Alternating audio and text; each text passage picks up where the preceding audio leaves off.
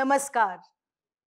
स्वागत है आप सबका उदयराज जी के संस्मरणों के इस दृश्य पाठ कार्यक्रम में। सबसे पहले आप लोगों को स्वर्गीय उदयराज जी का परिचय दे दूं।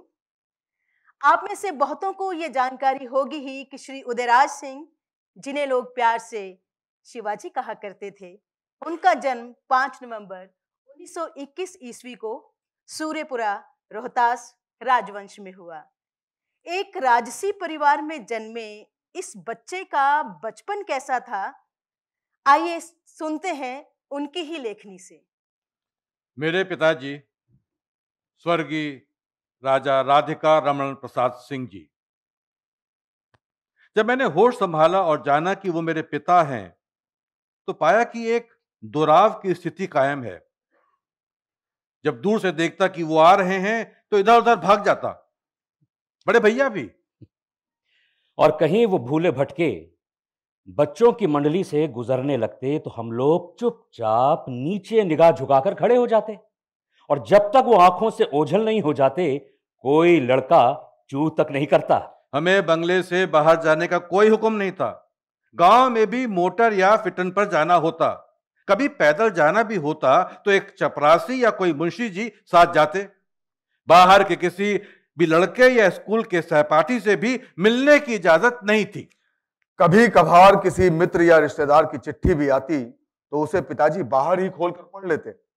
रिश्तेदारों और हमारे शिक्षकों से पूछताछ होती कि ये लड़का चरित्रवान है या नहीं।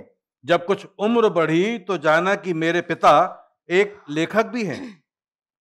पिताजी को उपन्यासकार के रूप में मैंने सन 1935 में जाना, पर उपन्यास पढ़ना तो बिल्कुल मना ही था। उपन्यास का श्रृंगार रस बालकों को बर्बाद कर देगा। बालकों को श्रृंगार रस की किताबें नहीं दी जाएं। स्कूल फील्ड में भी खेलने की मनाही थी।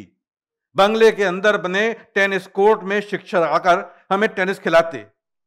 ये खेल हमारे पिताजी और छोटे बाबू दोनों का प्रिय था। बाबू देखिए ध्यान से खेलिए, गेम हमारा होकर रहेगा। हाँ देखिए, 1 ऑल से संभालते संभालते एक सेट आपको जिता दिया ना। अरे भैया मैं थक गया हूं, अब दूसरा सेट आपको खेलना है। ठीक से खेलिए। पर मेरी आंखें माने तब तो अब न तब टेनिस कोर्ट से उचककर दक्षिण के बरामदे में बैठे उस आगंतुक पर जा टिकती जो मेरे पिताजी के बगल में बैठे बैठे उनकी वाणी का रसास्वादन कर रहे हैं, और फिर कान भी उधर ही भाग जाते। ये भी बिहार का एक कोना है जहां बाहर की आबो हवा नहीं, छोटे बड़े सभी अपने घिरौंदे में धसे पड़े हैं। भाव और भावनाओं की दुनिया अभाव की हरी भरी नहीं होती। मेरे ये अंजुरी भर श्रद्धा के दाने आपके दिल के पहलू तक पहुंच जाएं तो सच मानिए धन्य हो जाऊं। अच्छा है। अरे वे आगंतुक वहां से उठकर राजा बाबू के साथ उद्यान भवन के मुख्य द्वार की ओर बढ़ते जा रहे। अरे बाबू किन्हें देख रहे हैं आप? उन्हें ही, जो अभी अभी राजा बाबू के साथ बोर्डिंग हाउस की ओर बढ़े चले गए। ओह अच्छा, उन्हें? अरे पहचाना आपने उन्हें? नहीं तो। अरे वाह, वही ना शिव पूजन बाबू हैं। शिव पूजन बाबू? हाँ, देहाती दुनिया के लेखक, बालक पत्रिका के संपादक, भाई जिनका जिक्र मैं अक्सर आपको पढ़ाने के समय करता रहा हूं। ओह, मैं तो उन्हें पहचान ही ना सका। खद्दर के कपड़े में लैस मैं तो उन्हें कोई गांधी टोपी वाला कांग्रेसी समझा बैठा था। अच्छा। आजकल कांग्रेसी मिनिस्ट्री की धूम है ना, सोचा कोई कांग्रेसी। बाबू आपने भूल की। हाँ सचमुच मैंने भूल की। नहीं, देखने में तो वो विशुद्ध कलाकार सरीखे ही दिखते रहे। ओंठों पर लाल धारी, आंखों में एक अभिनव ज्योति, एक पंक्ति सुनते और फड़क उठते, हंस देते, खिलखिला पड़ते। आप शायद जानते नहीं, अगले हफ्ते आरा में बिहार प्रांतीय हिंदी साहित्य सम्मेलन का अधिवेशन होने जा रहा है, और अपने राजा साहब स्वागत अध्यक्ष हैं। शिव पूजन बाबू राजा साहब के अभिन्न मित्रों में हैं, इसीलिए राजा साहब ने उन्हें पहले ही बुला लिया है अपना भाषण उन्हें सुनाने तथा उनकी राय लेकर कुछ रद्दोबदल करने के लिए। अभी अभी राजा साहब अपना भाषण ही तो उन्हें सुना रहे थे। ओह अब समझा। आप जानते हैं, शिव पूजन बाबू ने मेरी एक बाल सुलभ रचना बालक में पहली बार छापी थी। और मुझे प्रोत्साहन का छोटा पत्र भी भेजा था। बहुत अच्छा, बहुत अच्छा। अच्छा बाबू, एक बात बताओ, अभी आपकी उनसे प्रणाम पाती भी नहीं? नहीं, अभी कहाँ। कोई बात नहीं, कोई बात नहीं, कल मैं आपको उनसे मिलवाऊंगा। पिताजी लिखित राम रहीम का अवतरण 1936 में हुआ। उस समय मैं राम रहीम को ना पढ़ूं यह संभव था। बाबूजी राम रहीम की प्रतियां हमसे छुपा कर रखते क्योंकि उसमें श्रृंगार था, मगर वे जब भी आरा शहर जाते मैं उसे चुराकर पढ़ने लगता, और एक बार जब पूरा पढ़ गया तो उससे इतना प्रभावित हुआ कि मुझ में छुपी एक साहित्यकार की सुषुप्त चेतना एक बार की जाग पड़ी और मैं भी लिखने की ओर अग्रसर हुआ। वैसे उदयराज जी की बचपन से ही साहित्य में रुचि थी। इसी अभिरुचि के कारण तो वे विद्यालय के हस्तलिखित हिंदी मासिक पत्र विकास का संपादन तथा सौरभ का प्रकाशन अपने छात्र जीवन में ही कर चुके थे। एक घटना सन 1937 के दिसंबर की है, जब उदयराज जी सूर्यपुरा स्कूल के एक छात्र थे। दूसरे ही दिन हमारे पूज्य शिक्षक राधा बाबू तथा हमारे पंडित जी श्री जगदीश शुक्ल ने मेरा परिचय शिव पूजन बाबू से कराया। जिस आत्मीयता और स्नेह से शिव पूजन बाबू उस दिन मुझसे मिले, वो स्नेह उनके जीवन के अंतिम दिनों तक उसी तरह बरकरार रहा। इसी वर्ष पंडित नेहरू जी से भी पहली मुलाकात हुई। बाबू जी सुनो, आरा गांगी पर नेहरू जी का चुनाव भाषण सुनने जा रहे हैं। नेहरू जी? हाँ, नेहरू जी का। आप शांत रहो। देखो क्या है, यदि आप जाने को हल्ला करेंगे ना तो आपकी माँ और नानी मुझे भी रोक देंगी भैया, हैं? और वैसे भी राजा साहब यहाँ नहीं है। बाबू देखो, आप मत जाइए आप। जैसे ही माँ और नानी दोपहर का भोजन समाप्त कर धूप में झपकी लेने लगी, मैं साइकिल लेकर सीधे आरा गुमटी पर जा खड़ा हुआ। वहां कोई भीड़ न थी, और जैसे ही पंडित जी की गाड़ी वहां पहुंची, मैंने बड़े उत्साह से उन्हें प्रणाम किया और चिल्लाने लगा, पंडित नेहरू की जय, पंडित नेहरू की जय। मेरा प्रणाम स्वीकार कर गेंदे की माला उन्होंने मेरी ओर फेंक दी और हंसते हुए आगे निकल गए। मैंने फूलों के सूख जाने पर भी उस माला को सालों अपने पास संजो कर रखा। सन 37 का वो साल। उदय जी उन दिनों सूर्यपुरा स्कूल के छात्र थे। उनके बड़े भाई श्री राजेंद्र प्रसाद सिंह इलाहाबाद विश्वविद्यालय के छात्र थे। छुट्टियों में जब भी वो घर आते, तब अपने नए छात्र जीवन की अनोखी कहानियां सुना करके उदय जी का मनोरंजन करते। एक दिन बड़े भाई ने उदय जी से कहा, मेरा सहपाठी जगदीश अभूतपूर्व प्रतिभा लेकर इलाहाबाद विश्वविद्यालय में खुर्जा से आया है। अच्छा। अब तक बराबर अपनी कक्षा तथा बोर्ड की परीक्षाओं में सर्वप्रथम आया है, और वाद विवाद प्रतियोगिता में तो सबको हरा ही देता है। बड़ा तेज लड़का है। एक बार विश्वविद्यालय के सीनेट हॉल में अंतर विश्वविद्यालय वाद विवाद प्रतियोगिता हो रही थी। मंच पर कोई बोल रहा है। पतला दुबला छोटा कद, मगर सुनहले चश्मे के फ्रेम से झांकती हुई उसकी तेज आंखें तथा अपनी बातों को पुरजोर अदा से पेश करने की अद्भुत भंगिमा उस विशाल हॉल में बिल्कुल जादुई वातावरण उपस्थित कर रही थी। सभा समाप्त होती है और बरामदे में मैं बड़े भैया से मिल जाता हूं। पूछता हूं तो पता चलता है कि यही जगदीश चंद्र माथुर हैं। यही है। हाँ। सच पूछिए, मैं उनकी प्रतिभा का उसी दिन से कायल हो गया। समय का प्रवाह अटूट है, उसकी गति को भला कौन रोक सकता है। सन 37 से सन 42 उदयराज जी के जीवन के 5 वर्ष का अरसा यूं आया यूं चला गया। स्कूल और कॉलेज के दिन ना आते देर न जाते देर। क्या दिन थे वे। विद्यार्थियों का आग्रह और जगदीश चंद्र माथुर कलम उठाते हैं। इस वर्ष वार्षिक जलसे के लिए उन्हीं को नाटक लिखना है। लीजिए, माथुर साहब का सर्वप्रथम एकांकी भोर का तारा उगाया, और विश्वविद्यालय के मंच पर उसका सफल अभिनय भी हुआ। अरे धूम मच गई, धूम। मंच का सर्वश्रेष्ठ वक्ता कलम का सिपाही भी बना। फिर तो वो कलम कभी रुकी ही नहीं, थकी ही नहीं, जीवन के अंतिम क्षण तक चलती ही रही। एक से एक एकांकी आए हिंदी जगत में, फिर पूरे नाटक भी। कोणार्क का धारावाहिक प्रकाशन नई धारा पत्रिका में भी हुआ। हिंदी संसार ने इस प्रतिभा का खुले दिल से स्वागत किया। इस प्रतिभा ने अपने जीवन काल में साहित्य संसार को अपनी अद्वितीय देन से अलंकृत किया। 1941 में उदयराज जी ने राज राजेश्वर साहित्य परिषद सूर्यपुरा की स्थापना की। यह भी बता दूं कि इस अधिवेशन में स्वर्गीय आचार्य शिवपूजन सहाय, पंडित छविनाथ पांडे, श्री राम वृक्ष बेनीपुरी, श्री ब्रज किशोर नारायण, श्री रुद्र विकट आदि ने विभिन्न रूपों में भाग लिया। इलाहाबाद विश्वविद्यालय में विद्यार्थी जीवन में ही आपने कहानियों, एकांकियों और छोटे उपन्यासों की रचना आरंभ कर दी थी। उदयराज जी ने 1942 में इलाहाबाद विश्वविद्यालय से विज्ञान में बीएससी किया, फिर एमए में वहीं पढ़ते हुए अगस्त क्रांति में कूद पड़े। उसी दौरान श्री जयप्रकाश नारायण, श्रीमती सुचेता कृपलानी, श्री हेमवती नंदन बहुगुणा तथा अन्य अनेक भूमिगत नेताओं से संपर्क में आए। भारत के स्वतंत्र होने पर 1950 में लेखन तथा नई धारा के संचालन में गंभीर रूप से जुट गए। आपके द्वारा लिखित रजनीबाला एकांकी विश्वविद्यालय द्वारा पुरस्कृत भी हुआ।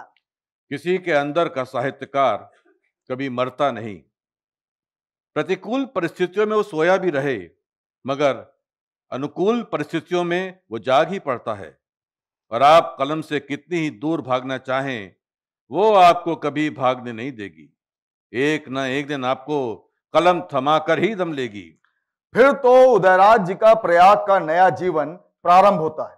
माथुर साहब से संबंध बढ़ता है। उनका प्रयाग स्ट्रीट का लॉज और उदयराज जी का क्लाइव रोड का बंगला आने जाने का सिलसिला शुरू होता है। लंबी शेरवानी, खुलता पैजामा और चट्टी पहने माथुर साहब साइकिल पर सवार भागे जा रहे हैं और उदयराज जी दूर से ही हेलो हेलो करते हैं।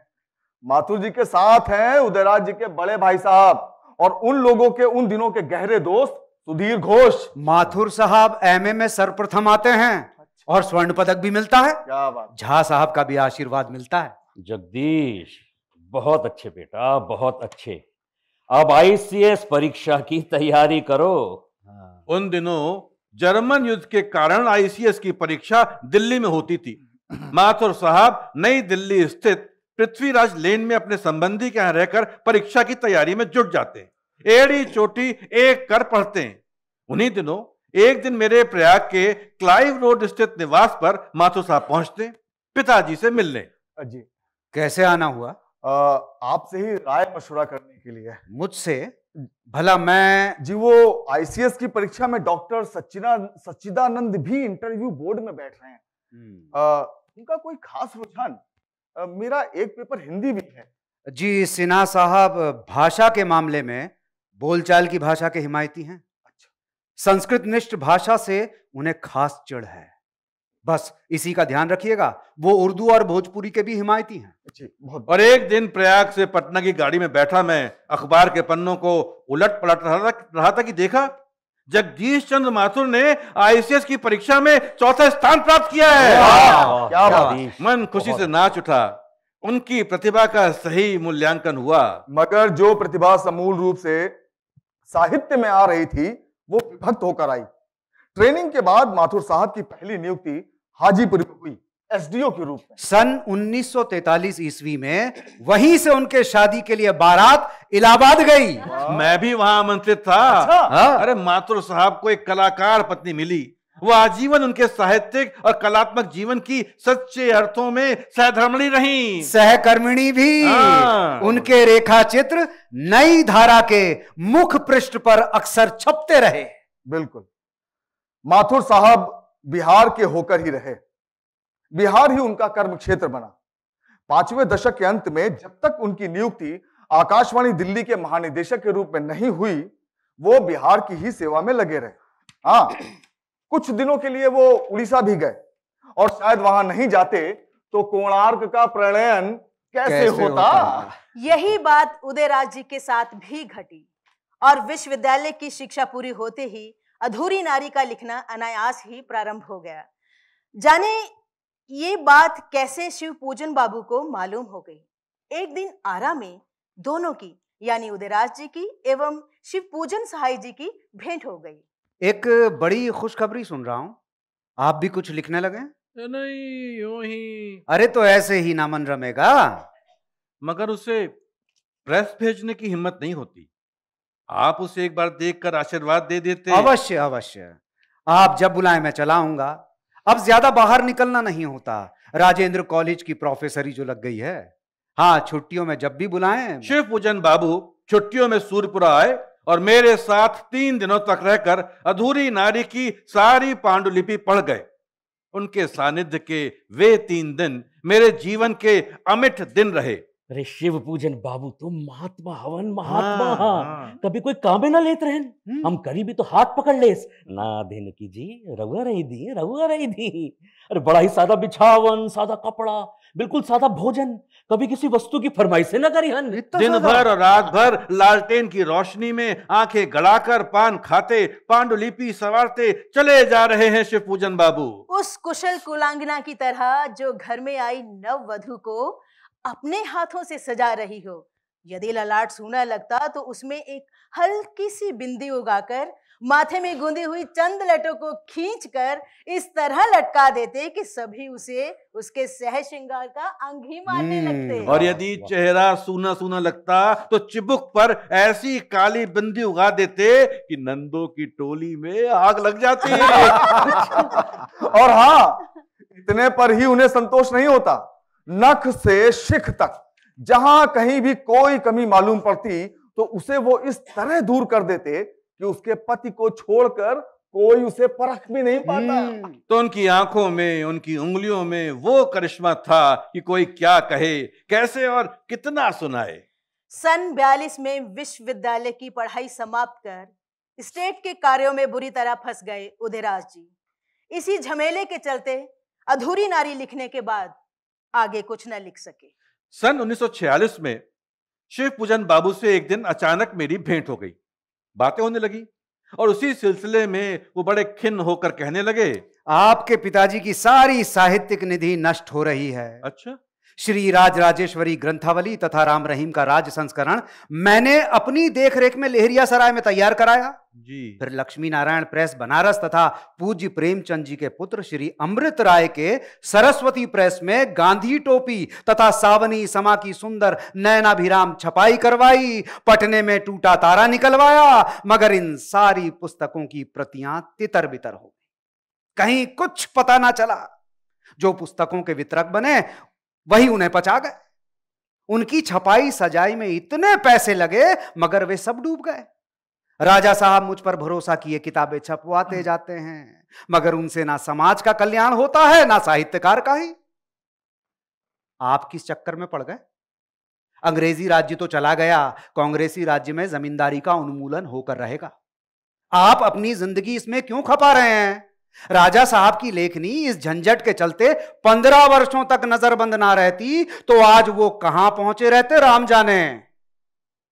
आप ही पटने में एक प्रेस क्यों नहीं खोलते? मैं? हाँ, राजा साहब की सभी पुस्तकें वहीं से प्रकाशित होती और उसका वितरण भी सुचारू रूप से होता।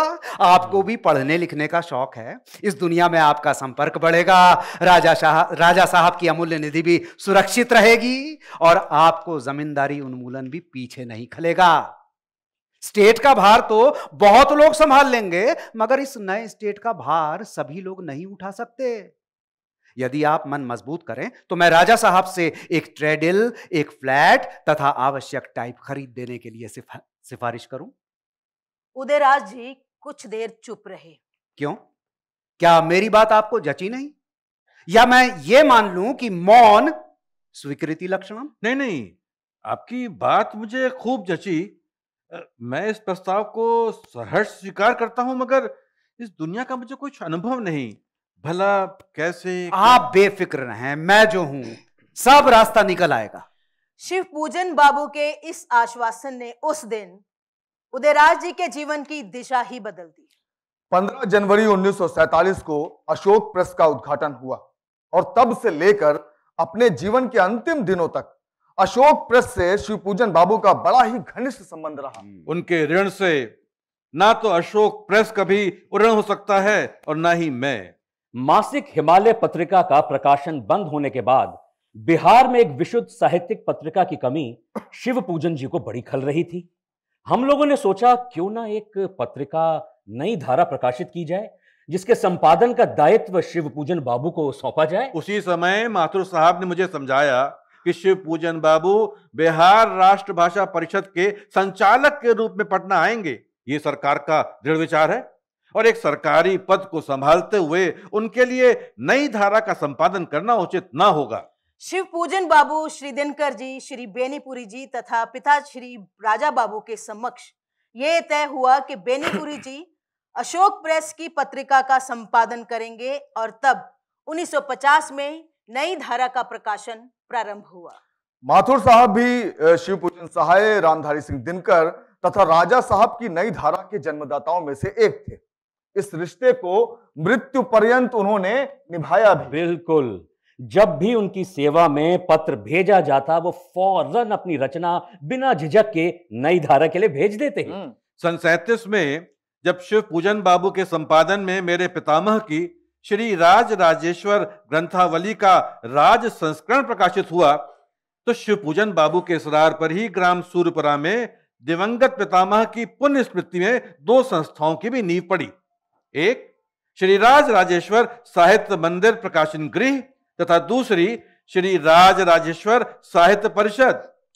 साहित्य मंदिर के तत्वावधान में मेरे पिता राजा राधिका रमण प्रसाद सिंह की तथा मेरी अनेक पुस्तकें अब तक प्रकाशित हो चुकी हैं और साहित्य परिषद अपने अंचल की साहित्य सेवा तभी से एकनिष्ठ कर रही है।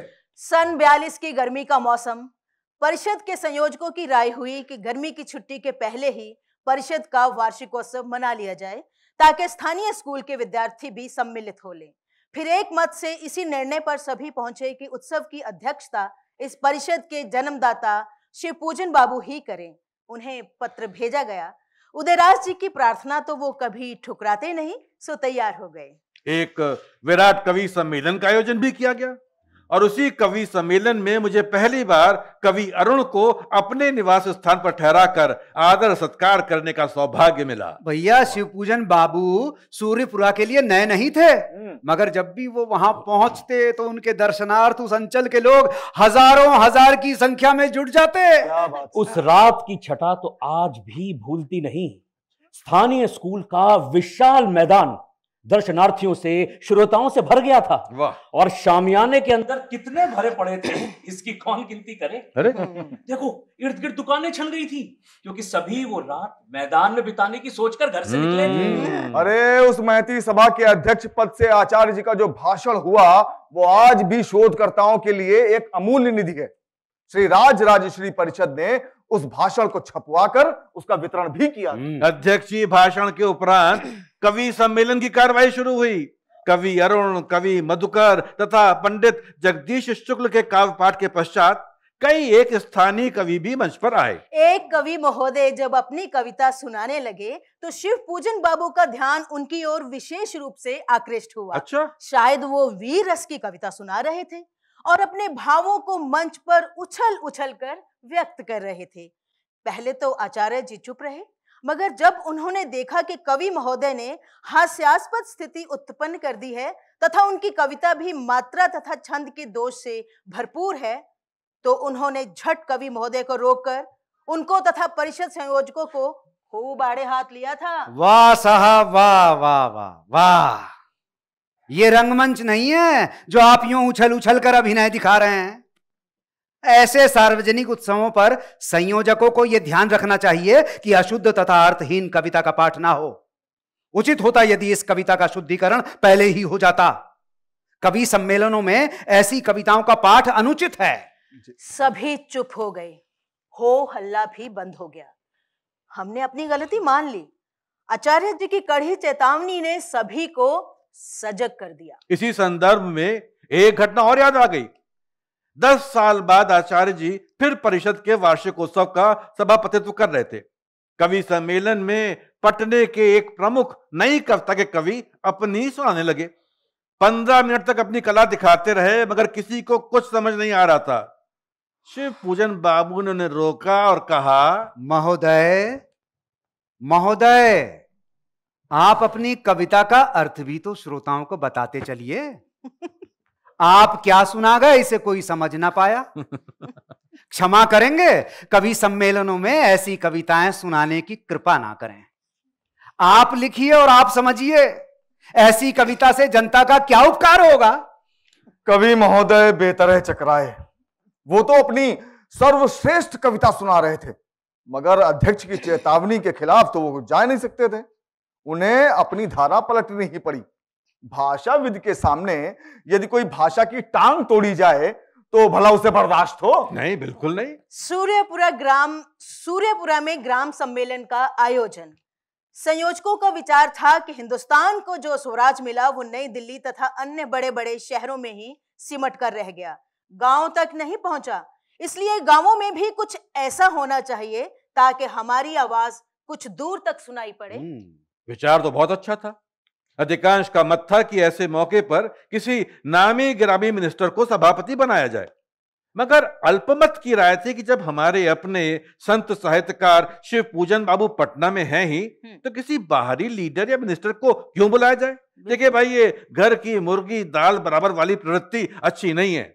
निश्चित तारीख को सभा की कार्यवाही ठीक 3 बजे में प्रारंभ हुई। स्थानीय स्कूल का विशाल मैदान खचाखच भरा था। तिले रखने की जगह भी न थी भाई। अच्छा। शामियाने में बांस के खंबे में तख्त को बांधकर एक बड़ा मंच बनाया गया था, जो भीड़ का ख्याल रखकर काफी ऊंचा भी था। आचार्य जी का भाषण प्रारंभ हुआ। अस्वस्थता के कारण बैठकर ही बोल रहे थे। मैं उनकी बगल में लाउड स्पीकर थामे बैठा था। अरे गांव में लीडर की कमी नहीं है, सबकी इच्छा थी कि मंच पर ही बैठें। हम लोगों ने उन्हें बहुत समझाया कि मंच पर जगह की कमी है, इसलिए आज जनता के बीच ही बैठे तो उनकी कोई तौहीन नहीं हो जाएगी। मगर वे कब हमारी सुनने वाले थे? स्वयं सेवक तथा कार्यकर्ता जब शिथिल हो इत्मीनान से भाषण सुनने लगे, देखिए हमारे ये टटपुंजिये लीडर धीरे धीरे भीड़ से खिसक कर मंच पर आ गए। शायद कैमरामैन को देखकर वो पागल। अरे फिर क्या था, उधर कैमरामैन ने कैमरा संभाला और इधर बिना किसी आवाज के वो मंच बोझ से टूटकर जमीन पर आ गिरा। मुझे कुछ समझ नहीं आया। क्षण भर में हमने पाया कि हम एक खंदक में पड़े गिरे उपचुप कर रहे हैं और हमारे बगल में शिव पूजन बाबू गिरे पड़े हैं। दर्द के मारे कुछ बोला नहीं जा रहा है। अरे खंदक में हमारे साथ बहुत लोग गिरे पड़े हैं और हमारे ऊपर दरी, कालीन तथा जूतों का एक अंबार खड़ा हो गया है। कालीन हटाओ भैया। क्या कर रहे हैं? कालीन हटाओ। वाह, सांस्कृतिक सम्मेलन।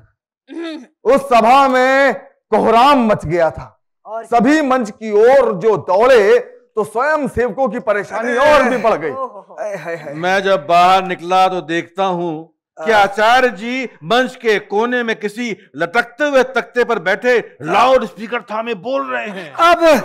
अब आप शांत हो, अपनी अपनी जगह पर बैठ जाइए। शिव की कृपा से किसी को चोट ना आई है। अब भाषण की कार्रवाई फिर शुरू होती है। और अपनी भाषण की कड़ी पकड़कर धारा प्रवाह बोलने लगे जैसे कुछ हुआ ही नहीं। मंच बांस पर यूं ही लटका रहा और लोग इर्द गिर्द जमीन पर बैठे उन्हें सुनते रहे। स्थित प्रज्ञा का ऐसा रूप हम सभी को और कहीं देखने को आज तक ना मिला। नेहरू जी में ऐसी सिफत हमने कई बार देखी। अब तक उदयराज जी की प्रकाशित पुस्तकें हैं नवतारा, अधूरी नारी, भूदानी सोनिया, भागते किनारे, अंधेरे के विरुद्ध, उजाले के बीच, कुहासा और आकृतियां, रोहिणी, उदयराज सिंह की कहानियां, मुस्कुराता अतीत, यादों की चादर, सफरनामा, परिक्रमा, गांव के खिलौने आदि आदि। मैंने अभी लिखाई कहाँ है। मेरी ये रचनाएं तो हिंदी संसार के विशाल सूर्यमंडल का एक नवतारा मात्र हैं। भला इनकी एक पतली रश्मि इस सूर्यमंडल की प्रखर किरणों की ज्योति के सामने टिक सकेगी? कदापि नहीं। मगर फिर भी आपने इसे अपनाया तो यह आपकी ही महत्ता होगी, मेरी सत्ता नहीं। उदय जी, आपके लिए जैनेन्द्र जी ने कहा था कि उदयराज की रचनाओं में यथार्थ और वर्तमान की अप्रियता के विरोध में दूर की मनोरमता की आंखों के आगे टिकाए रखने की चेष्टा है। उनके संकोच में मैं संभावनाएं देखता हूं, उनके साहित्यिक भविष्य में मेरी आस्था है। श्रद्धेय जैनेन्द्र कुमार जी को धन्यवाद दूं तो ये मेरी धृष्टता होगी। उनका प्रोत्साहन मुझे प्रेरणा ही नहीं उत्तेजना भी देगा और उनका आशीर्वाद मेरे इस नए पथ का पाथेय होगा। चलिए, अब कुछ स्मृतियां विदेश से, जब उदयराज जी राम वृक्ष बेनीपुरी जी के साथ यूरोप गए। बबुआ जी, जी, एक विचित्र बात देखी आपने? कहा बेनीपुरी भैया? वाह, आपकी दृष्टि भी कैसी है? वे देख रहे हैं, यहाँ एक भी बदसूरत औरत देखने को ना मिली। हाँ। और वो देखिए, प्रायः कमसिन लड़कियों को अधवयस्क पुरुषों के बगल में देखता हूँ। और यूं ही अधवयस्क औरतें कमसिन लड़कों को बगल गिर के रहती हैं। भैया, एक अजीब रुचि है ये। अरे भैया, बिल्कुल ठीक कहते हैं। मेरे दिमाग में भी कुछ ऐसी ही बातें उठ रही है। और बेनीपुरी जी का वही चिरप्रचित ठहाका, शांज़ेलिज़े पेरिस का वो शानदार रेस्तरां क्षण भर को उससे गूंज उठा। सभी लोग हमारी ओर देखने लगे, हम संभल गए। ऐसे कश्मकश वातावरण में बेनीपुरी जी के होंठ एक अजब अदा से थिरक उठते हैं और काले मोटे चश्मे के फ्रेम में उनकी दो कौतूहल भरी आंखें और भी चमकती और सहमती रहती हैं। भैया, मैं आज आपका लोहा मान गया। आपकी दृष्टि सचमुच बड़ी पैनी है। अरे का हो बबुआ जी, पैनी दृष्टि। विश्व प्रसिद्ध शांज़ेलिज़े का वो पथ दोपहर होते होते अपनी जवानी पर पहुंच चुका है। उस विशाल जनपद पर संसार भर की मोटरों की कतारें टिड्डे की तरह उमड़ती चली जाती हैं और फुटपाथ के बगल में कैनोपी के नीचे रंग बिरंगे रेस्तरां रंग बिरंगे नर नारियों से भरते रहते हैं। लोग खाते कम हैं, रेड वाइन ज्यादा पीते हैं और उससे भी ज्यादा वहां की चहल पहल, हसीन सुहाना दृश्य देखने को बैठे रहते हैं। बताइए भैया जी, हाँ, रेड वाइन के साथ क्या खाइएगा आज? देखिए, आज वैसे ही बहुत घुमाई हो चुकी है और भूख भी बहुत कस के लगी हुई है। बबुआ जी, जी, यहाँ के मेन्यू कार्ड समझना मेरे बूते की बात नहीं। क्यों? भैया देखो, पटना छोड़ते समय 2-4 फ्रेंच शब्द अवश्य रट लिए थे, मगर यहाँ उससे कुछ लाभ नहीं दिखता। हर बार खाने में कुछ ना कुछ गलती हो ही जाती है भैया। लेकिन इस बार मैंने ये सोचा है कि मेन्यू कार्ड में जिस आइटम के पहले सबसे ज्यादा फ्रेंच लिखा हो, आज उसी को मंगा ले। सबसे कीमती खाना जरूर लजीज होगा। ठीक है, मेन्यू कार्ड मंगाया जाए और उसमें सबसे ज्यादा फ्रेंक्स वाले आइटम को चुनकर उस पर टिक लगा दिया जाए। जब हमारी क्षुधा उफान पर थी, तब सुंदर तश्तरियों में बड़े करीने से सजाकर वो डिश मेज पर लाकर रखा गया, तो हमारी भूख हिरण हो गई भैया, हिरण। और अपने को लाख संभालते संभालते भी हम अपनी कुर्सी से उठ गए। राम राम राम राम, ये क्या है भाई? अरे बैठो, राम राम न कहिए बबुआ जी। ई घोंगा है, घोंगा। घोंगा, हाँ वो घोंगा। हाँ भाई, हम दोनों पेरिस में घोंगा बसंत बन गए हैं। ये लीजिए। लीजिए, सब पैसे बर्बाद हो गए। फ्रैंक की जितनी ही कमी थी उतने ही फ्रैंक हम बर्बाद कर रहे हैं। हमें बाहर निकलते हुए देखकर रेस्तरां की वही हसीन छोकरी दौड़ी हुई चली आई और बड़ी अजीजी से फ्रेंच में कुछ कहने लगी। जी, हम उसकी भाषा समझने से रहे वो निरुत्तर, हम परेशान। अरे 2-4 रेस्तरां बैरे भी हमारे गिर्द गिर्द आकर खड़े हो गए और एक दूसरे का मुंह देखने लगे कि बगल की मेज से एक अंग्रेजीदा औरत हमारी सहायता को उठकर चली आई। उसकी बातों से ये पता चला कि ये डिश उनकी डेलिकेसी है और यदि हमें पसंद नहीं तो कोई बात नहीं, फिर से बैठिए, दूसरा डिश मंगवाइए, वो डिश चुनने में सहायता करेगी, मगर इस डिश के पैसे तो देने ही पड़ेंगे। क्या?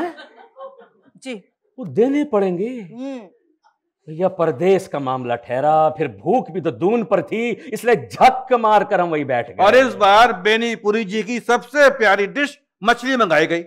मछली देखकर बेनीपुरी जी ललक पड़े, मगर फिर देखते ही देखते उनका जोश पस्त होने लगा तो मैंने झट रुका। कहा महाराज, ये डिश फेंका जाएगा का? अरे नहीं बबुआ जी, इससे तो खाऊंगा ही, मगर मछली पर ना वो बिना नींबू गारे कोई मजा नहीं। अच्छा, अरे यूं ही फीका फीका।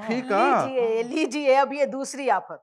अब नींबू का फ्रेंच नाम पता लगाया जाए, मगर बगल में ही देखा एक सज्जन नींबू डालकर कोई रंगीन शराब पी रहे थे। मैंने झट वेटर को इशारा किया और वो इशारा समझकर 2 फांक नींबू की मेज पर रख गया। बेनीपुरी जी तो उछल गए और नींबू गार कर मछली पर हाथ साफ करने लगे। वो अक्सर कहते कि भैया मिथिला में लोग बिना नींबू के मछली नहीं खाते, और हमरे जैसे भोजपुरिया को सिर्फ मछली खाते देख वे ताज्जुब करते ना।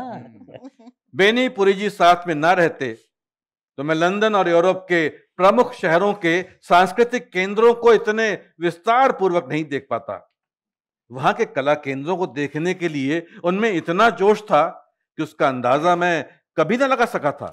पेरिस में हर रात वो बड़ी देर तक जागकर सैलानियों के लिए लिखी गाइड पुस्तिका पढ़ते रहते और भोर में जब मिलते तो कहते, लीजिए आज का प्रोग्राम ये रहा, अब जल्द नाश्ता कर ले, उसके बाद निकल चलिए। दिन में खाना कहीं बाहर ही खा लेंगे और संध्या समय चाय पीकर किसी थिएटर हॉल में घुस जाएंगे। कहां कहां जाना है, वहां की क्या क्या खुसूसियत है, कैसे जाना होगा, सबसे सस्ता और आसान रूट क्या होगा, सबका खाका उनके पास तैयार रहता। जहां जहां हम गए वहां का कोई भी सांस्कृतिक या कला केंद्र बिना देखे वो नहीं लौटे। हम थक जाते मगर वो नहीं थकते। कभी कभी हमें बाहर बेंच पे बिठाकर वो म्यूजियम या किसी कला प्रदर्शनी में फिर घुस जाते और हर कक्ष का बड़ी बारीकी से निरीक्षण कर ही तृप्त होते। विदेशों में सांस्कृतिक तीर्थों को देखने की ऐसी अदम्य शक्ति उनमें भरी हुई थी कि कुछ ना पूछिए। बेनीपुरी जी ने कभी किसी विश्वविद्यालय की ऊंची डिग्री हासिल ना की थी, हाई स्कूल भी पास ना थे। क्या? हाँ, मगर स्वाध्याय द्वारा उन्होंने अपनी जन्मजात प्रतिभा को इतना प्रस्फुटित कर दिया था कि विदेशी साहित्य का भी उन्हें भरपूर ज्ञान हो गया था। उनका यह चमत्कार तो नई धारा के बर्नार्ड शॉ अंक के संपादन काल में देखने को खूब मिला। अरे भैया, बर्नार्ड शॉ जैसे महान साहित्यकार पर विशेषांक निकालना कोई खेल न था। अंग्रेजी साहित्य के चोटी के विद्वान भी शॉ पर कलम उठाने में हिचकते थे, मगर बेनीपुरी जी ने अपने कुशल सहयोगी वीरेंद्र नारायण के सहयोग से उस अंक का पूरा खाका ही नहीं तैयार किया, बल्कि अंक के लेखकों को चुना और उन्हें उनके लेख का विषय भी बताया। बेनीपुरी जी में एक खास बात मैंने ये भी देखी कि विदेश में वे जिस शहर में पहुंचते वहां के मृत साहित्यकारों से मिलने के लिए लालायित हो जाते। पेरिस में वे वॉल्टेयर, विक्टर ह्यूगो, एमिल जोला, रूसो, बाल्जाक, ऑस्कर वाइल्ड और अन्य साहित्यकारों और मनीषियों के मजारों पर हमें भी अपने साथ ले गए और उन पर फूल चढ़ाकर उनके बगल में खड़े होकर बहुत गर्व से फोटो खिंचाई। इन मजारों से निकलते तो वो बहुत देर तक ऑफ मूड रहते और कहते, बबुआ जी आज तक सूर, तुलसी, विद्यापति, मीरा, प्रेमचंद, हरिऔध, रामचंद्र शुक्ल तथा अन्य साहित्यकारों का हमारे यहाँ कोई स्मारक नहीं बन सका। सही कह रहे हैं भैया। और जो भी है ना भैया, वो ढह ढिमला रहे हैं, उन्हें पूछने वाला कोई नहीं, उन तक जाने की कोई सुविधा नहीं। जरा ये पेरिस में पैथियन को देखिए, जहां वो देखो ह्यूगो, जोला, वोल्टेयर, रूसो सो रहे हैं। कितना भव्य सुंदर भवन है। बाल्जाक, ऑस्कर वाइल्ड इत्यादि की मजारों की कितनी अच्छी सुरक्षा व्यवस्था है कि तबीयत खुश हो जाती है। लंदन में स्टेफन स्पेंडर ने प्रीति भोज दिया, जहां हमें इंग्लैंड के सभी प्रमुख साहित्यकारों से मिलाया। उस रात पार्टी के बेनीपुरी जी ही दूल्हा बन गए और साहित्यकारों से वहां की साहित्यिक गतिविधि पर बहुत रात तक बातें करते रहे। हिंदी साहित्य की ऐसी बड़ी हस्ती से मिलकर अंग्रेज साहित्यकार भी बहुत प्रभावित हुए और कई एक ने बेनीपुरी जी को अपने घर पर भी आमंत्रित किया। बेनीपुरी जी जिस मजलिस में जाते उस मजलिस का आकर्षण केंद्र बन जाते और अपनी छाप छोड़कर वहां से उठते। नई धारा बेनीपुरी जी की मानस पुत्री है। उसकी चदरिया को उन्होंने अपनी उंगलियों से बुना है और जब तक वो जीवित रहेगी वो उनकी विभूतियों की हामी भरती रहेगी। बेनीपुरी जी का हमारे परिवार से 50 साल का संबंध रहा।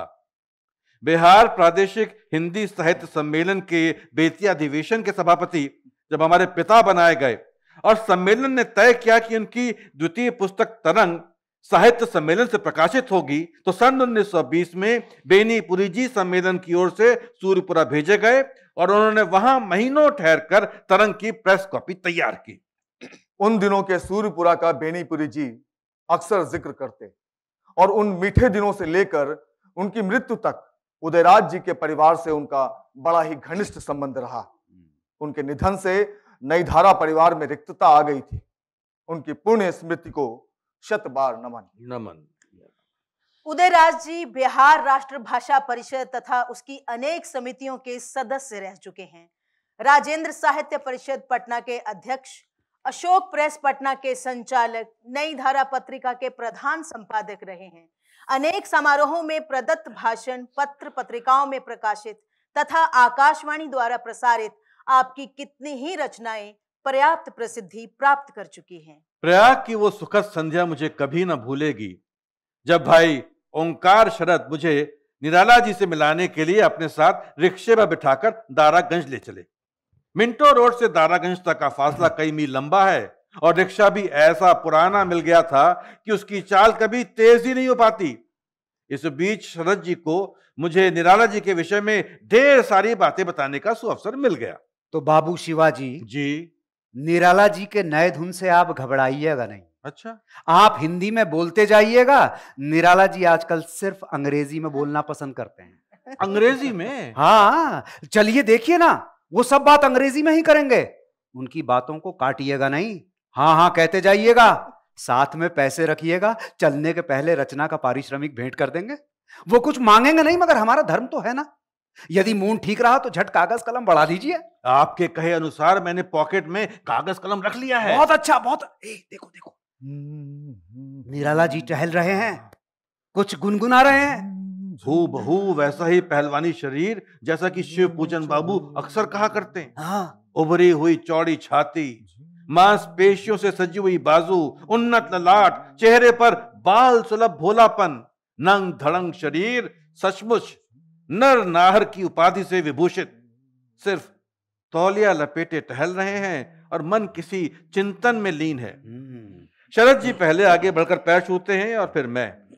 बाबू, शिवाजी हूं। Oh, you are Radhika Raman son? जी। आई स्टिल रिमेंबर, कानों में कंगना। जी जी जी। How is Shiv Pujan? स्वस्थ है, स्वस्थ जी। When I hear about him, I am always reminded of मतवाला days. जी। अरे, पान कहाँ है? पान मंगाओ भाई। हाँ जी, हाँ, आ रहा है, आ रहा है, आ रहा है। ये सिर्फ आप ही के दर्शन हेतु पटना से आए हैं। नई धारा पर कुछ कृपा हो जाए।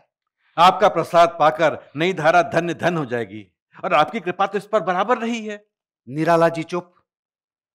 आज हम आपके बोले पर नहीं लिखेंगे, आप ही की लेखनी से कुछ लेंगे। उन्हीं की लेखनी से स्तंभ के लिए प्रार्थना कर रहा हूं। निराला जी चुप। मैंने कागज कलम बढ़ा दिया। निराला जी ने थाम लिया। फिर उन्होंने लिखना शुरू किया और एक सुर में होली पर एक कविता लिखकर मेरी ओर कागज कलम बढ़ा दी। बस, मुझे तो अनमोल रत्न मिल गया। वाह, कमाल है। सुंदर गोल गोल अक्षर एक क्रम में सजाए हुए, कहीं कोई काट कूट नहीं, जैसे हृदय की तस्वीर कागज पर साफ साफ उतर आई हो। शरद जी ने इशारा किया और मैंने झट कुछ पैसे निकालकर चरणों पर रख दिए, मगर उन्होंने उधर देखा तक नहीं। डॉक्टर दीनानाथ शरण लिखित उदयराज सिंह और उनका साहित्य भूदानी सोनिया राजस्थान विश्वविद्यालय में बीए की पाठ्य पुस्तक रही और अंधेरे के विरुद्ध मगध विश्वविद्यालय में बीए ऑनर्स की पाठ्य पुस्तक। सन 1972 में इस पुस्तक पर उत्तर प्रदेश सरकार ने विशेष पुरस्कार देकर उदयराज जी को सम्मानित किया। बिहार सरकार के राजभाषा विभाग ने भी आपको हिंदी सेवी के रूप में पुरस्कृत और सम्मानित किया। आपकी भाषा पर स्वभावतः ही आपके पिता स्वर्गीय राजा राधिका रमन प्रसाद सिंह की मिलीजुली शैली का प्रत्यक्ष प्रभाव है। कथा लेखन कला तो आपको अपने पिता से ही उत्तराधिकार की तरह प्राप्त हुई है और नई धारा के सुयोग्य संपादन ने आपको अत्यधिक ख्याति दी है। आपका साहित्य अनुशीलन एवं साहित्य साधना सतत सक्रिय है। सन 1938-39 के जाड़े का मौसम। उन दिनों उदयराज जी के बहनोई श्री निर्मल चंद श्रीवास्तव ICS नागपुर सचिवालय में अंडर सेक्रेटरी थे। उदय जी अपनी बहन को लाने नागपुर गए हुए थे। किसी कारणवश बहन की रुखसती में देर हो गई। उन्होंने सोचा कि खाली समय का उपयोग गांधी जी के दर्शन करके किया जाए। बस चट प्रोग्राम बना और सुबह की गाड़ी से वर्धा के लिए रवाना हो गए। दोपहर को वर्धा पहुंचा और वहां से एक तांगा कर घंटे भर में सेवाग्राम पहुंचकर मैं कुछ देर के चकित था, किधर जाऊं, किससे मिलूं, कि एकाएक मेरी नजर बापू की कुटिया के समीप ही एक झाड़ी के नीचे बैठे एक पुरुष पे पड़ी। आप कहाँ से आ रहे हैं? जी, बिहार से। बिहार से? जी जी। मैं भी उत्तर प्रदेश से आया हूँ। अच्छा। हाँ, आपका पड़ोसी ही हूँ। हाँ। बैठिए बैठिए, कहिए अपना उद्देश्य। बस बापू के दर्शन और यहाँ के जीवन का एक दिग्दर्शन। अच्छा अच्छा, मैं सब करा दूंगा। पहले कुछ जल।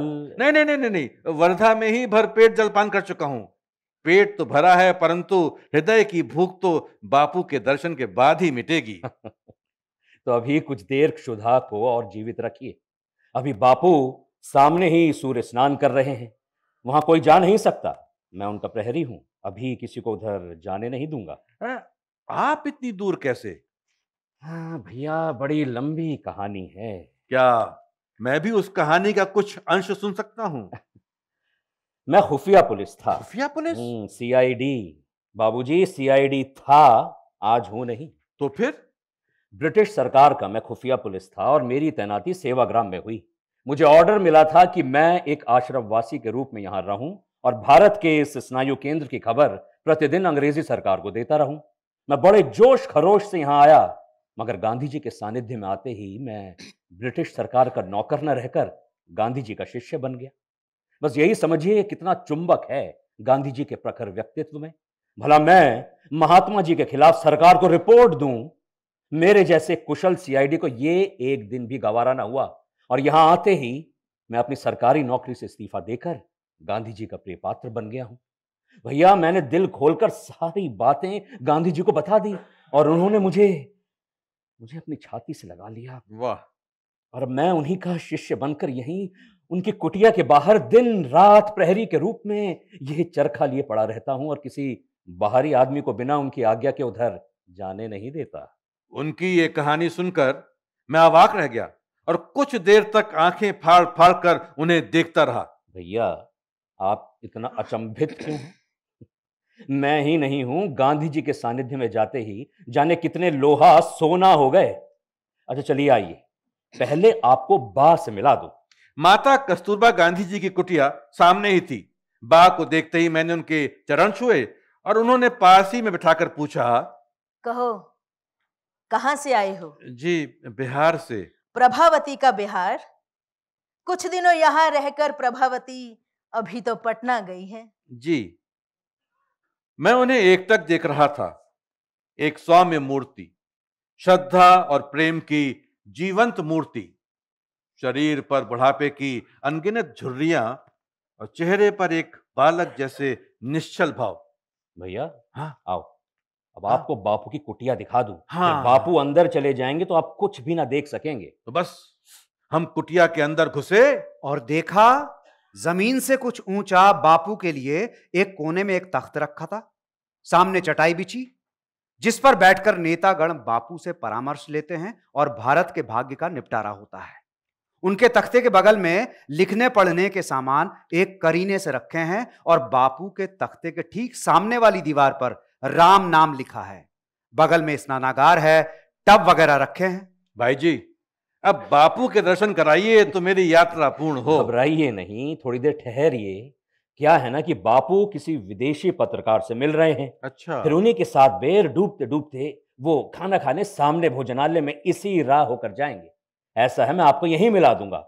हाँ, आप अपना कैमरा तैयार रखिएगा। बापू बहुत तेज चलते हैं और अक्सर कैमरा लिए पत्रकारों को छका देते हैं। सचमुच कुछ देर बाद देखा, बापू उस विदेशी पत्रकार के साथ बड़ी तेजी से अपना डंडा लिए हमारी ओर चले आ रहे हैं। मैं सतर्क हो खड़ा हो गया और उनके समीप आते ही उन्हें प्रणाम कर उनको फोटो लेने ही वाला था कि वो जोर से हंस पड़े और What nonsense! कहते हुए अपने डंडे को मेरे कैमरे की ओर इस तरह लक्ष्य किया कि लगा जैसे उनका डंडा मेरे कैमरे के लेंस में घुस जाएगा। बस मैं उचक कर पीछे हटा और उधर बापू फिर से ठहाका लेते आगे बढ़ गए। मैं टका सा मुंह लिए खड़ा रह गया। फिर आगे बढ़ने की मेरी हिम्मत ना हुई। भैया देखा, कहा था ना आपसे, खूब सतर्क रहिएगा। बापू फोटो लेने वालों को अक्सर छका देते हैं। हाँ भाई, आपका कथन सत्य निकला। बापू ने मुझे खूब छकाया। पीछे ना हटकर यदि मैं उसी क्षण क्लिक दबा देता तो फोटो आ जाता। खैर, मेरे हृदय पट पर आज भी बापू का वो चित्र तो अमिट रहेगा। मेरे हृदय पट पर आज भी बापू का वो चित्र अमिट रहेगा।